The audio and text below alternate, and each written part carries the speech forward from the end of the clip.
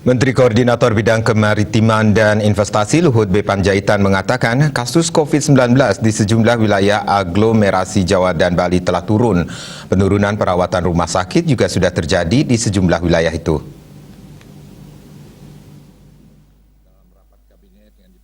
Dalam keterangan pers virtualnya, Luhut mengatakan masih ada masalah terkait kenaikan kasus di Malang Raya dan Bali. Untuk itu, pemerintah akan segera melakukan intervensi kedua wilayah ini untuk menurunkan laju penambahan kasus. Ia mengatakan tim sudah bergerak ke sana. Luhut pun mengatakan akan segera mengunjungi kedua daerah ini.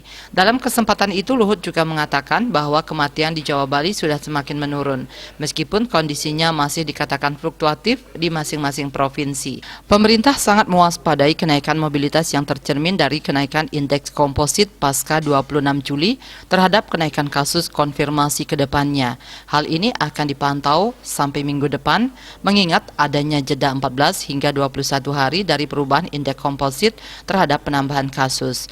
Menurut Luhut, analisa ini dilakukan secara ilmiah. Per 9 Agustus, data Kementerian Kesehatan menunjukkan secara nasional terjadi penambahan kasus COVID-19 sebanyak 20.709 orang, sehingga kumulatifnya menjadi 3.686.740 orang. Pasien yang sembuh bertambah sebanyak 44.959 orang. Total pasien sembuh menjadi 3.129.661 orang. Korban jiwa tercatat 1.475 orang, sehingga kumulatifnya menjadi 108.571 orang selama pandemi berlangsung sejak Maret 2020.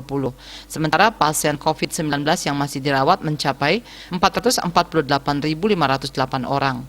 Dia Dewi Bali Pos melaporkan.